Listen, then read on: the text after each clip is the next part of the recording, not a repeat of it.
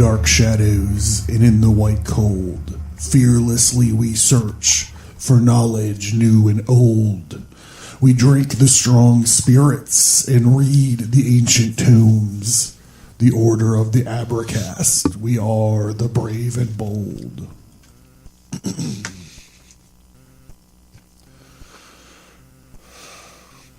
The 1,000 years. And I saw an angel coming down out of heaven, having the key to the abyss and holding in his hand a great chain. He sees the dragon, that ancient serpent, who is the devil or Satan, and bound him for 1,000 years. And he threw him into the abyss, and he locked and sealed it over him to keep him from deceiving the nations anymore until the 1,000 years were ended. After that, he must be set free for a short time. I saw the thrones on which were seated those who had been given authority to judge. And I saw the souls of those who had been beheaded because of their testimony about a Jesus. And because of the word of God, they had not worshipped the beast or its image. They had not received its mark on their foreheads or their hands. And they came to life and reigned with Christ 1,000 years. And this is the first resurrection. Blessed and holy are those who share in the first resurrection. The second death has no power over them. And they will be priests of God and of Christ, and will reign with him for 1,000 years. When the 1,000 years are over, Satan will be released from his prison and will go out to deceive the nations in the four corners of the earth, Gog and Magog, and to gather them for battle. In number, they are like the sand on a seashore. They marched across to the breadth of the earth and surrounded the camp of God's people, the city he loves. But fire came down from heaven and devoured them, and the devil who deceived them was thrown into the lake of burning sulfur, where the beast and the false prophet had been thrown. They will be tormented day and night forever and ever. And then I saw a great white throne and him who was seated upon it. The earth and the heavens fled from its presence, and there was no place for them. And I saw the dead, great and small, standing before the throne, and the books were opened. Another book was opened, which is the book of life. And the dead were judged according to what they had done, as recorded in the books. The sea gave up the dead that were in it, and the dead and Hades gave up the dead that were in them, and each person was judged according to what they had done. Then death and Hades were thrown into the lake of fire, and the lake of fire is the second death. Anyone whose name was not found or written in the book of life was thrown into the lake of fire. And then I saw a new heaven and a new earth. For the first heaven and the first earth had passed away, and there was no longer any sea. I saw the holy city, the new Jerusalem, coming down out of heaven from God, prepared as a bride beautifully dressed for her husband. And I heard a loud voice from the throne saying, "Look, God's dwelling place is now among the people, and he will dwell with them, and will be his people, and God himself will be with them and be their God. He will wipe every tear from their eyes. There will be no more death or a mourning cry of pain, for the old order of things has passed away." And he who is seated on the throne said, "I am making everything new." And he said, "Write this down, for these words are trustworthy and true." And to me, he said, It is done.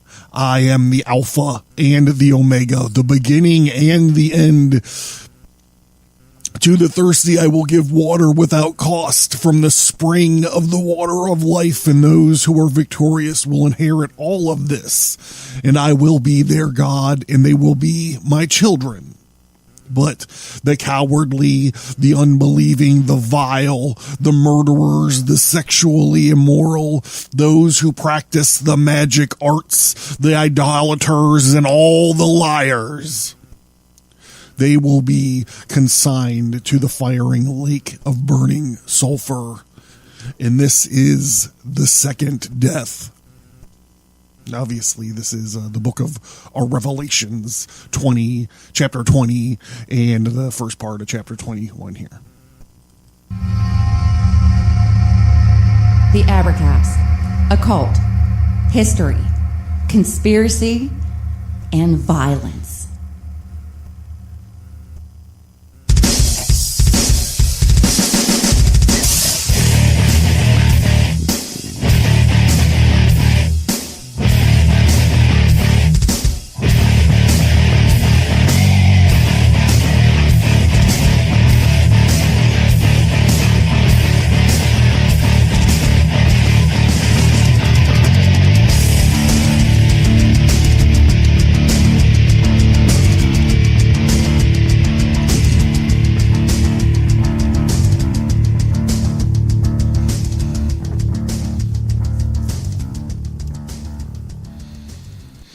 Hello, everybody. Welcome to the American Sermon.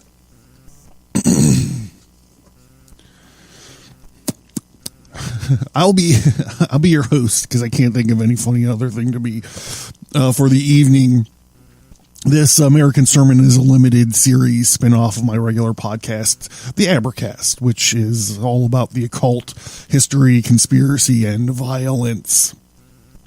But the American Sermon is all about the weird, offbeat, and often sinister things that are mixed into the foundation of these United States of America. And we're going to be talking about, I'm going to butcher this probably 70% of the time I try to say it, Apocalypticism in colonial America.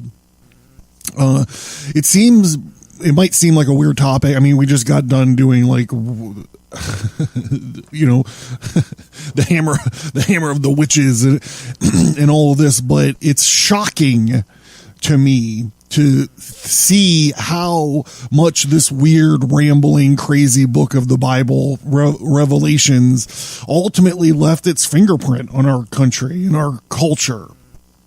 So I found some stuff, featured sites and books for this evening is the Oxford Research Encyclopedia, Apocalypticisim in U.S. History by Matthew Avery Sutton, History.org, 18th Century Millennialism by James Breig, and probably my favorite featured source for this episode is The Strategic Implications of American Millennialism, a monograph by Major Brian L. Stuckert, U.S. Army School of Advanced Military Studies and U.S. Army Command and General Staff College, Fort Leavenworth, Kansas, 2008. Okay, so we're going to be saying the words millennial and millennialism a lot in this episode. Obviously, we're not talking about young people in our modern era. We're talking about, what is millennialism or apocalypticism? Major Stuckert defines it as this. He says, in the simplest usage of the word, millennialism refers to any belief system, religious or secular, which anticipates a purification of society or the world through dramatic and sweeping change. In the U.S. today, the most well-known and influential form of millennialism is a religious variant known in formal theological parlance as dispensational premillennialism. This contemporary form of millennialism took shape during the 1970s and has significantly shaped U.S. security policy. Dispensational premillennialism is loosely based on the depictions of the battle between the forces of good and evil in the biblical book of Revelations. In the U.S., dispensational premillennialism contends that there is, in the very near future, a Jesus Christ will rapture or remove his church from the earth. A period of intense tribulation and battles will follow, culminating with the cataclysmic defeat of Satan. Jesus would then establish an earthly kingdom for 1,000 years, the millennium. Today, the theological doctrines of dispensational premillennialism contribute significantly to the American culture. This has resulted in a pervasive sense of determinism and pessimism that has significant implications for U.S. security policy around the world. So I find this concept of secular millennialism fascinating. And I was like, I'm not sure if this is still relevant, but then I'm like, yes, it is still relevant. I actually see it everywhere I fucking look. I see it. It's fascinating, and I see it everywhere since I started prepping this episode, right? I see it in political discourse. Jack Dorsey tweeting out this article to all of his Twitter followers or something, and it says, this article is telling us that it is a war between the left and the right, and only one side will win. Or, these environmentalists and this AOC chick all out there telling us the world is going to only last for 12 more years unless we get our act together. This is something I was a victim of this when I was a child. I saw this Nostradamus movie that I think Orson Welles narrated, and it scared the shit out of me. It talked about some kind of natural disaster that was going to fuck everything up, and the people were going to wind up turning into cannibals and all this stuff. I remember staying home sick from school one day and watching this thing on cable and just being petrified, staying up late praying to God to stop this cataclysm and all this suffering. And I remember the day that Ted Danson was like, if we don't do something, by the year 2000, all the fish in the ocean are going to be dead. I spent a lot of my childhood freaking out about this kind of stuff. So it's like you do see it everywhere. And we're talking about this, the secular millennialism, and I want you just to kind of squirrel that away in the back of your head while we're going through this episode, because I think it is fascinating, boy.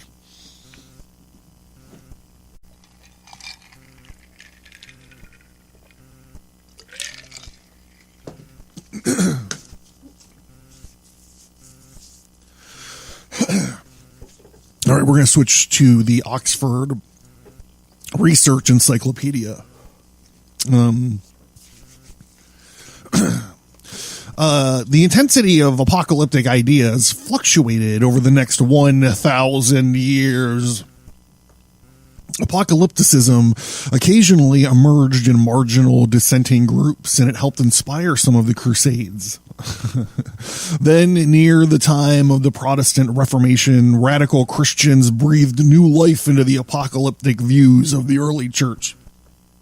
They believe that the book of Revelations laid out a literal history of the past, the present, and the future, a history in which faithful readers could place the major events of the previous 1,500 years. The turmoil caused the Reformers' attack on the Roman Catholic Church, and the Catholic reaction indicated to them the return of Christ had to be near. The ramifications of this Reformation were felt around the globe. Okay, we're moving into this chapter called Millennialism in Colonial and Revolutionary America. The religious controversies raging in Europe in the 16th, 17th, and 18th centuries had a direct impact on American colonists, who, like their European counterparts, debated on how best to understand the Bible's prophetic books. Eventually, two primary schools of interpretation emerged in North America. Although the differences between these two were not always clear-cut, influenced by various ideas popularized across the Atlantic, the representatives of one school took a historicist position, which asserted that the fulfillment of prophecy had unfolded over time and was continued to unfold. Others developed a more radical futurist position, in which they argued that the book of Revelation describes what was to come in the last days, immediately before the return of Christ. The futurist positions was not prevalent in the United States until the late 19th century. Until then, most Christians saw biblical prophecy unfolding slowly over time. Christians also debated the relationship of the return of Christ to the timing of the prophesied millennium. The majority of 18th and 19th century American millennialists hoped to establish the kingdom of God on earth and believed that the return of Christ would mark the conclusion of the millennium. As a result, they identified as post-millennialists based on their conviction that the second coming of Christ would occur after the millennium. A small group of colonial leaders, however, embraced premillennialism. They believed that the world would come to a violent end at the Battle of Armageddon. Are you getting it? Are you getting it? Hey, that reminds me of a joke. What has 7 arms and sucks? That's right. Fucking Def Leppard. They emphasized death, destruction, and judgment only after this apocalyptic cataclysm would Jesus return to establish the millennium. Many of the Puritans who settled in New England carried with them the strong apocalyptic beliefs. Numerous ministers placed significant emphasis on analyzing and interpreting revelations, and some read the social and political turmoil occurring in England through the lens of biblical prophecy. Important historical events such as the English Civil War and the Intergunuum, I'm not sure what that is, seemed to some rife with prophetic significance. King Philip's War and later the French and Indian Wars also drove many colonists back to the Bible for apocalyptic texts. The violence and chaos of war led some to wonder if perhaps their actions had evoked God's judgment as a prelude to this apocalypse. Overall, however, theologians and preachers expressed little consistency in unanimity.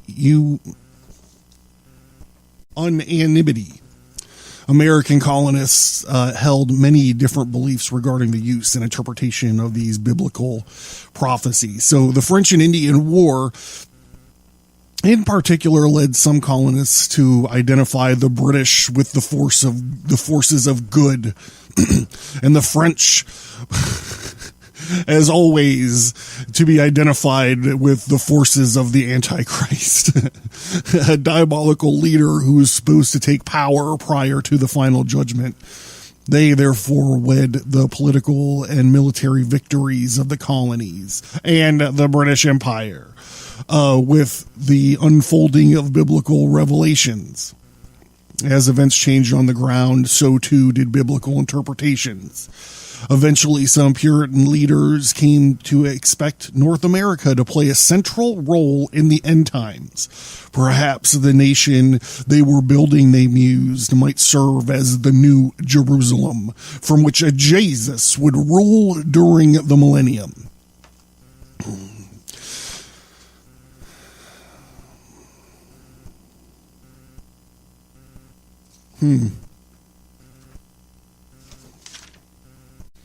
Sorry, I had to take a note real quick. Yeah, I mean, this is we're going to have to talk about American exceptionalism at some point, right?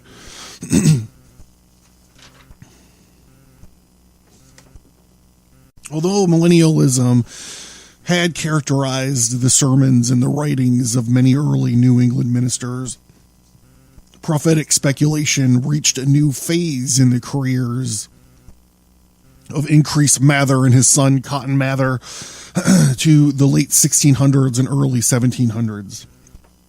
Like their predecessors, the Mathers, especially Cotton, tried to line up current events in the colonies and in Europe to biblical prophecy. They also looked at the supposed sins of their community: gossip, lax church attendance, immorality, and other problems as indicative of the debauchery the Bible said would characterize the last days. Committed to a premillennialist interpretation of policy, the Mathers believed that humankind was on the verge of a horrific tragedy before they could hope to experience the glorious millennium. The so-called Great Awakening in the mid-18th century marked another turning point in American colonial prophetic speculation. Much more optimistic than the Mathers about the state of society, evangelical religious leaders believed that the revivals represented a last-day opportunity from God to prepare the world for the establishment of his kingdom. Jonathan Edwards wrote much in his diaries about the eschatological meaning of the current events, and he believed that prophecy was unfolding before his eyes as God's kingdom neared. On one hand, like the others before him, he saw a lengthy history of the Antichrist rule on earth, which explained the long history of periodic violence against Christians. On the other hand, the final apocalypse and judgment, he insisted, would not happen until much later, after the millennium and after God had removed the faithful to heaven. The breaking from Mathers, Edwards was drawing on ideas of other Puritans who had been more influenced by Augustinian practices of reading many Bible prophecies metaphorically.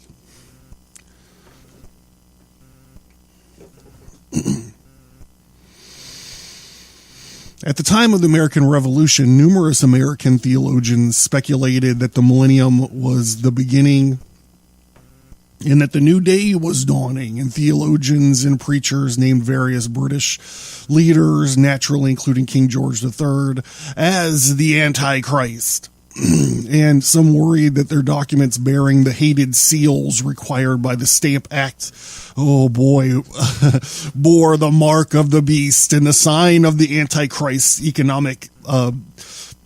economy described in Revelations. Apocalyptic theology, alongside other currents, included the Republican ideology, helped colonists make sense of the war they were waging. The new United States, they believed, might truly serve as God's vehicle for instituting his kingdom on earth. I'm just waiting, man. One of these guys are going to have to drop this, right? American exceptionalism. The new nation's leaders were obsessed with the prophetic implications of the American and then the French revolutions. Unlike some millennial movements that emerged from dispossessed groups, revolutionary era millennialism drew adherents from elite members of society. They believed the rise of democracy was charting the path to this millennium. A new world, they hoped, was emerging before their eyes, as the historian Nathan Hatch explains. Revivals in the 1740s encouraged believers to return to the traditional faith, to reclaim what they had lost. But in the era of the Revolution, millennialism functioned to encourage Americans to forget the past and look forward to a more democratic future. The final theme that sometimes appears in these sermons, lectures, and speculation of colonial and revolutionary era Americans was the possible relationship between ancient Israel and North America. We talked about this. I mean, that's why they're fucking called pilgrims.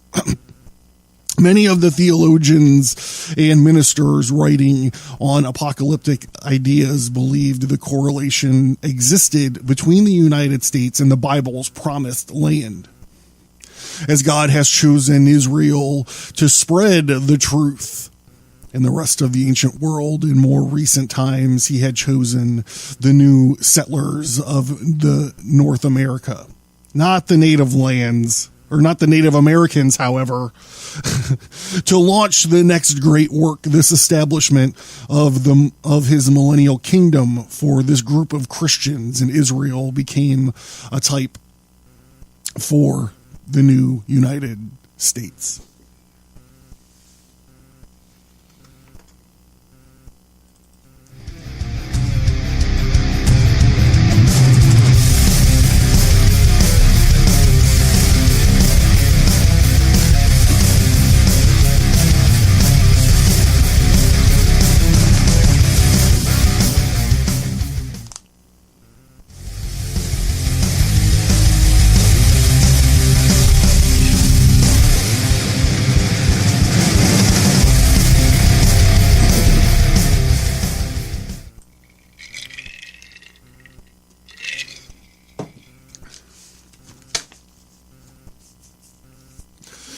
'18th century millennialism, to start the world over again. Politics and religion intertwined, by James Breig.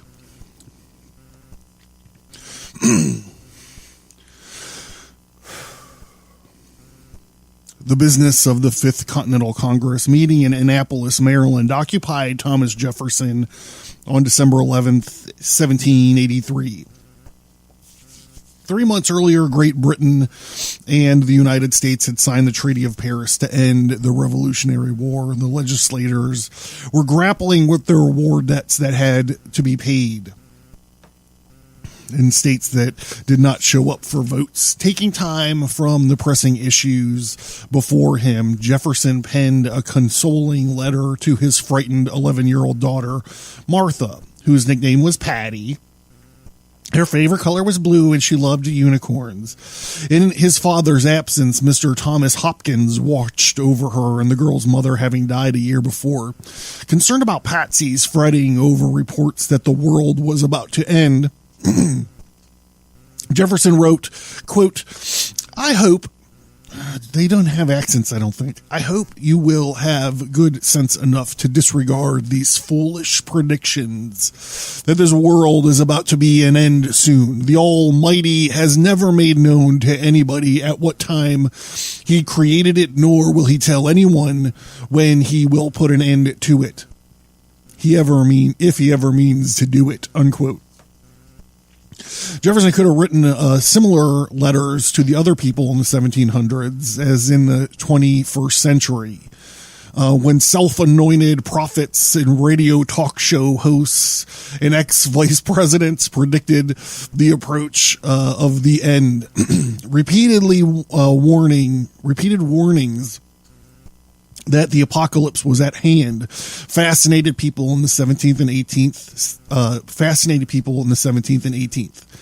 Perry Miller, a Harvard University professor, wrote in the William and Mary Quarterly that Isaac Newton, quote, "suffered a mysterious psychic depression," unquote, in 1693, and occupied his time with an intense study of the books of Daniel and of Revelation. He wanted to find out how close he was into the end of the world. At Matthew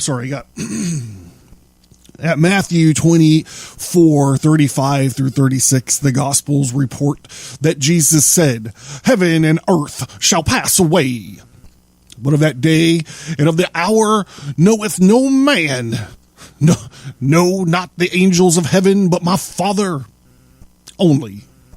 That caveat didn't stop an Italian cardinal who was giving a 1704 as the final year, and Jacques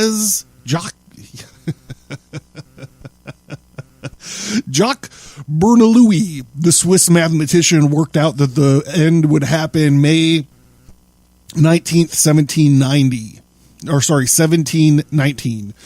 Emanuel Swedenborg, the Swedish mystic and scientist, foresaw 1757 as the end of all things. Charles Wesley, the founder of Methodism, and the Shakers,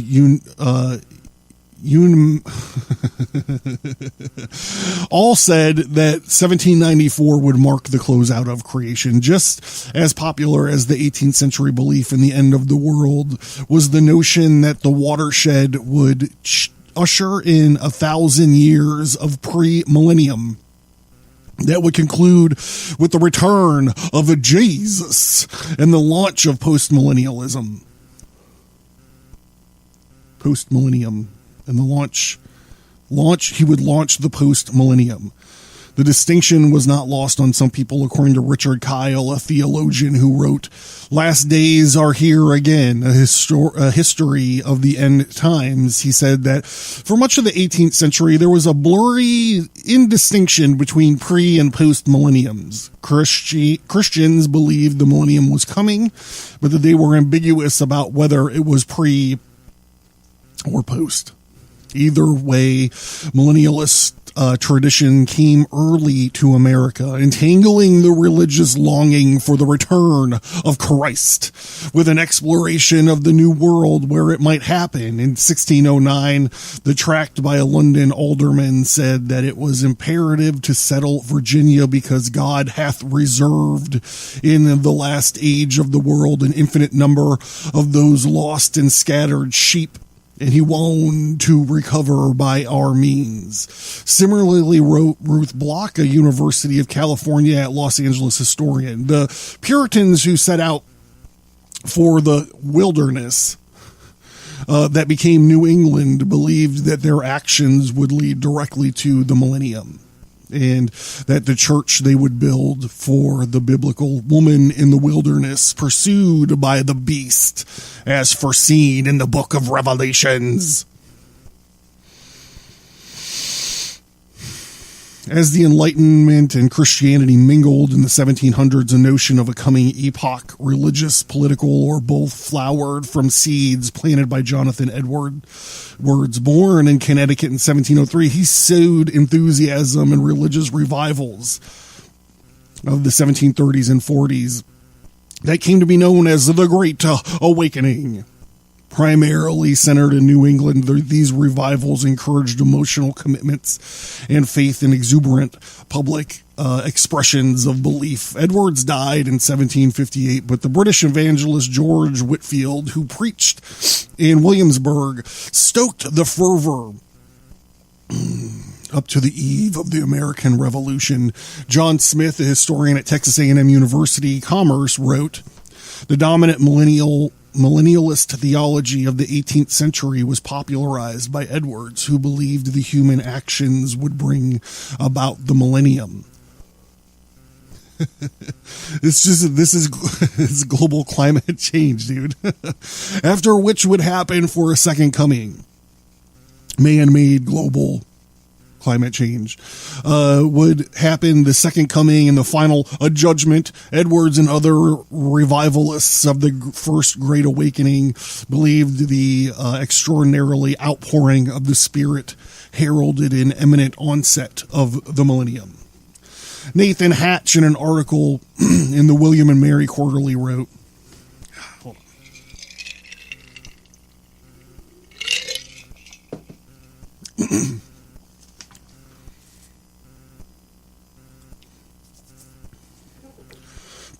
"The great increase in seriousness, the new conviction of the truth of the gospel, and the unusual changes in young people throughout New England were convincing signs that God would soon transform the world into the later day glory." Edwards was so encouraged by the progress of piety that he announced that the millennium would probably begin in America. Casting about for an explosive American event that might trigger the millennium, some thinkers, scholars, and divines seized the brewing American Revolution. Nancy Koster wrote in her article, The Future of Our Past, Postmillennialism in American Protestantism, wrote that in 1758, the year Edwards died, a vision that linked God's future ever more closely with politics was growing in America. In 1765, the year of the infamous Stamp Act, New England pulpit rhetoric against tyranny was already in place and had only to be redeployed against Britain. Taxation without representation was of the devil, and liberty had become sacred. While evangelicists trumpeted a religious interpretation of the coming era, secular forces saw the events of the Revolutionary era as a hinge on which history might swing. Historian Patricia U. Bonumi has written, no doubt millennial expectations, the evangelical preaching helped to move a good many Americans into the patriot camp. But 1775 to 1776, the emotionalism of the Great Awakening had subsided or have been diluted by a widening current of Enlightenment rationalism. Thus, evangelical Calvinism and the religious rationalism did not carve separate channels, but flowed as one stream towards the crisis of 1776. And as Bonomi notes, dividing Americans during that period in those who were religious but apart from politics, and those who were rationalists but uninterested in theology, ignores the reality of the time when such disciples regularly intermingled.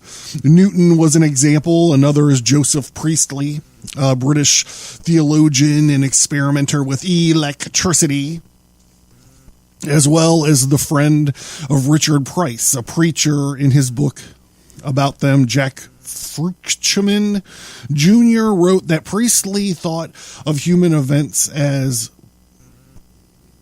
providentially controlled by cosmic forces that eternally stimulated human beings to work to the fulfilled prophecy of God's future universal through an earthly paradise, which was termed the millennium. Fruchtman also wrote, anything that compromised men's quest for liberty or tarnished civic virtue cosmically distracted from the progress towards the millennium movement. Price was noted in 1784 that the significance of the American Revolution was such that it portended the last age of the world.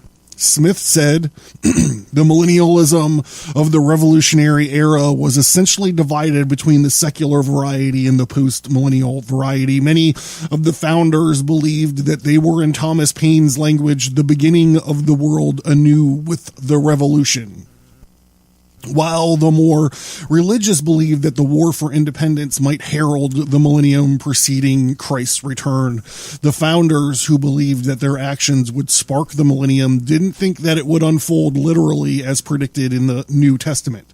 Rather, they thought their actions conformed to a divine timetable. The Paine quotation, "We have in our power to begin the world over again," appeared in his pamphlet Common Sense.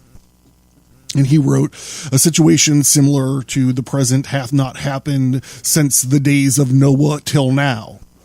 The birthday of the new world is at hand, in an article titled A Common Sense and Christian Eschatology. Stephen Newman, a professor at Cornell University, linked the cause of liberty with the end times. Just as the Great Flood had washed away the corruption and given mankind the chance to start over again, so now the independence offered the colonialist an opportunity to begin government at the right end. But this is no more mere an analogy. Paine had placed independence within the scheme of sacred history as an apocalyptic return to the Republican government under the divine sanctions. As ardent as Paine was, Smith said that John Adams was chief among those founders who looked upon the revolution in apocalyptic terms, but not in any literal biblical or even specifically Christian way. Nevertheless, in 1765, the dissertation on the canon in feudal law, he contended that the British colonization of America was, quote, the opening of a grand scene and the design and providence of the illumination of the ignorant. If only he could fucking see the world now. And the emancipation of the slavish part of mankind all over the earth, unquote. Adams understood the revolution as a necessary step in that process. Smith said, when the British surrendered at Yorktown, Adams enthused in a letter to his wife Abigail that the greatest designs of providence must be accomplished great indeed. The progress of society will be accelerated by centuries by this revolution. Ooh, hold on, I gotta make a note of that.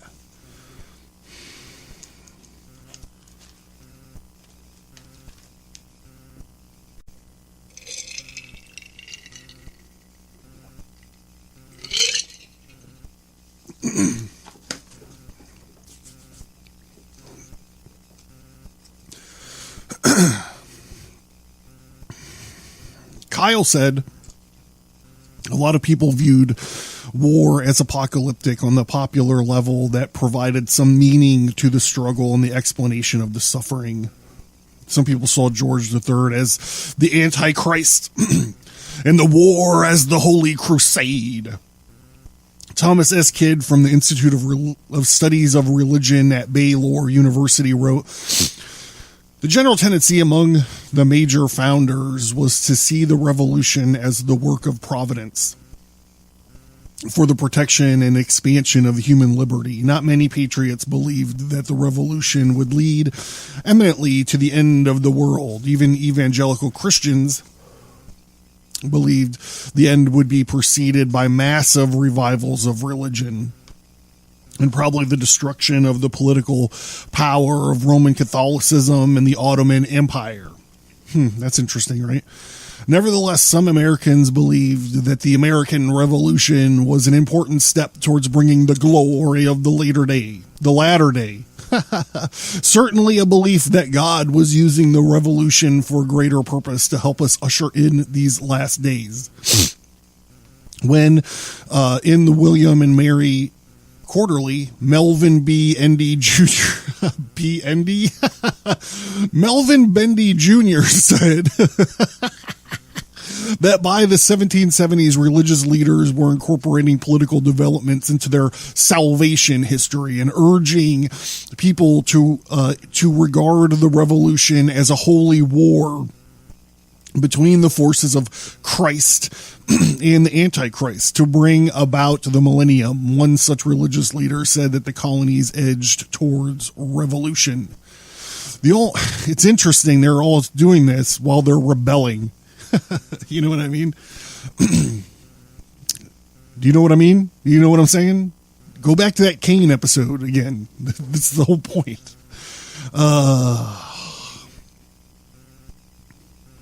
God Almighty, with the powers of heaven on our side, great numbers of angels no doubt are encamping round our coast for our defense and protection. And Michael stands ready with the artillery of heaven to encourage the dragon and to vanquish with his black host. Hatch said sermons during the war stressed repeatedly that American liberty was God's cause, that British tyranny was Antichrist, and that the sin was the failure to fight the British. With the coming peace, many ministers envisioned Christ's 1,000-year reign on this earth as an extension of the civil and religious liberty established in America. Hatch said this amalgamation of traditional Puritan apocalyptic rhetoric and 18th century political discourse was a civil millennialism. that derived from Edwards' preachings. That the world did not end during the 18th century would not have surprised calculating Newton when he, preeminent mathematician of his age, concentrated his considerable mind on dating when the creation would conclude in order to, quote, put a stop to the rash conjectures of fanciful men, unquote. He reckoned the date would be after 2060. Had Jefferson heard that conclusion, he might have been skeptical. Ever a theist, he addressed the subject in an 1825 letter revisiting the topic that he had once written to his daughter about. He said, quote, "It's between 50 and 60 years since I read the book of the Apocalypse." It's Revelations. And I considered it as merely a ravings of a maniac, no more worthy or capable of explanation than he coherence of our own nightly dreams. There is not coherence enough in them to countenance any suite of rational ideas. I do not consider them as the revelations of a supreme being whom I would not be so far blaspheme as to impute to him a pretension of revelation couched in the same time in terms which he would know were never to be understood by those to whom they were addressed. Hear, hear.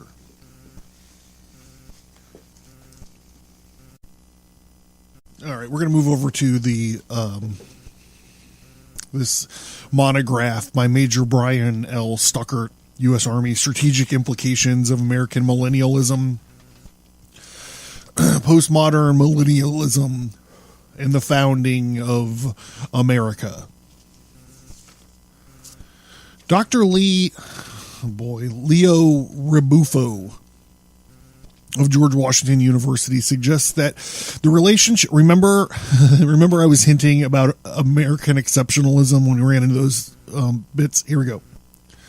Between religion in America and foreign relations exists on many levels. First, it is important to understand how American religious belief contribute to American exceptionalism. Exceptionalism is an important concept because it contributes to the idea that America has a unique, divinely appointed purpose in the world. Oh, God.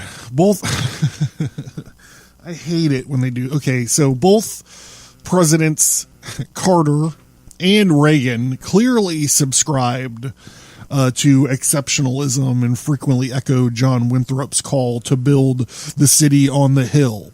Tensions between religiously oriented interest groups and religious issues in other countries may influence the U.S. foreign policy. It is important to examine the implications of religious doctrines and the specific actions they seem to call for in terms of U.S. foreign policy. Finally, the foreign religious influences affect U.S. foreign policy directly and indirectly. Prior to the founding of the United States, English Puritans believed that England was to be the new Israel. They practice a form of post-millennialism that caused them to be optimistic about England's role as a force for righteousness in the world. Following the collapse of Cromwell's revolution in 1658, most believers lost faith in their millennial theories with respect to England and transferred their hopes in their colonies of New England. This new American version of Protestant millennialism was described in the 1740s as, quote, the dawning, or at least the prelude of the glorious work of God, unquote. Before the Revolution, Protestant theology made important contributions to the American culture. Notably, among these are the ideas of covenant theology, original sin, and the chosen people concept. The millennialism in its various forms. Covenant theology, in concert with the chosen people concept, provided the rationale and moral justification of the American Revolution. theological doctrine of original sin formed and continues to influence our ideas and seized the role of government as well as the relationship between society and the individual. Unlike these other theological components of American culture, the effects of millennialism are neither consistent nor easily explained. The Great Awakening was 1725 to 1760, based on widespread optimism and expectation of future triumphs. In the cause of righteousness, postmillennialism was widely accepted and fit well with the Puritan idea that the colonists were a chosen people. In this way, Protestant millennialism gave us the themes and the language of the American civil religion and exceptionalism. American millennialism responds to the exegesis of the time. In the case of pre-Civil War America, the chosen people became the members of the church who were one in the same. I was just thinking, God, I'm doing pretty good with all this reading tonight. Who were one in the same with the citizens of the new nation.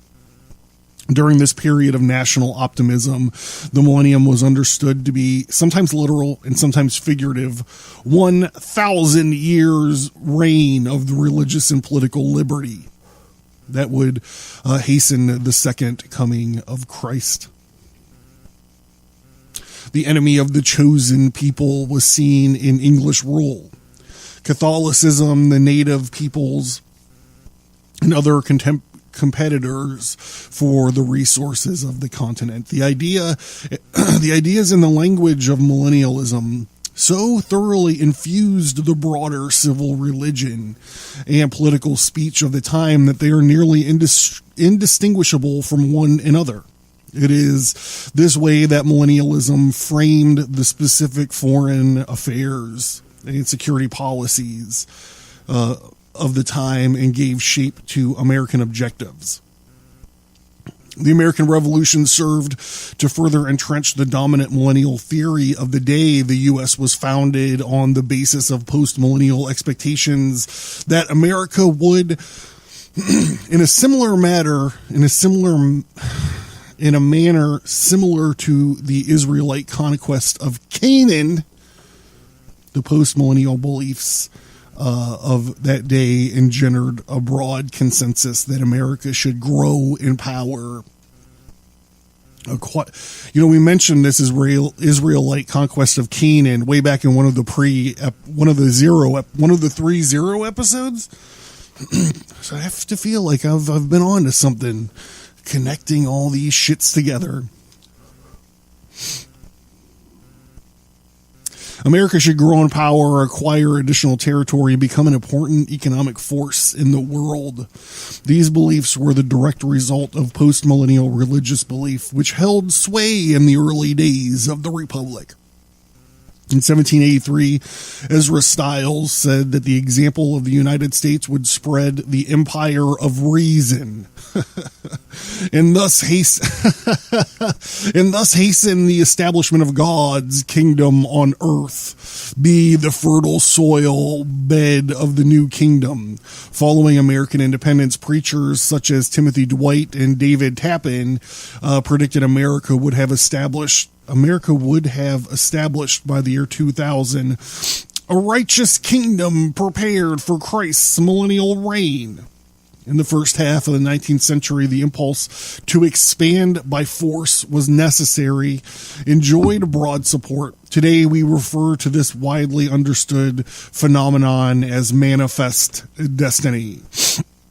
Manifest destiny coincided with the Second Great Awakening. Oh boy. One important impact of the American religion on U.S. foreign policy was the impulse to engage in missionary activity associated with the Second Great Awakening. American Protestants sought to influence U.S. government policy by facilitating missionary undertakings.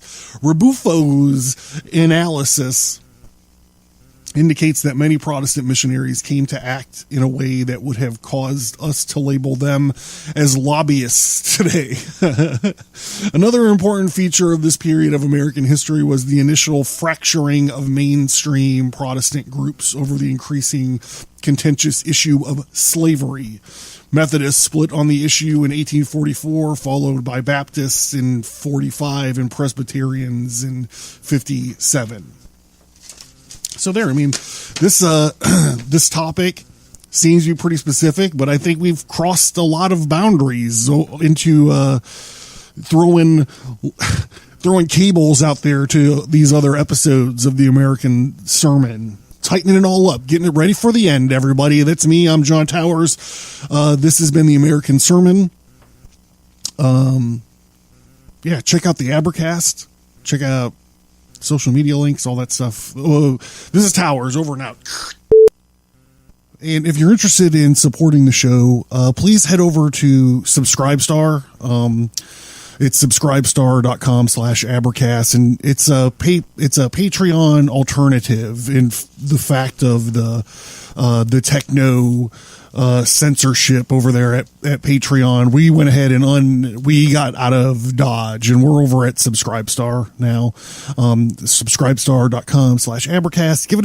Give it a check out. Get over there, check out our tiers and shit. Don't forget to go to abracast.com. Social media links are there. Sign into the mailing list for some bonus content. The website also has a featured topic link, so you can just search whatever you're interested in and find all the shows pertaining to that right there. It's pretty nifty. And don't forget to check out the Abracast Facebook page. I'm pretty sure it's just facebook.com/the Abracast. So, yep, that's it.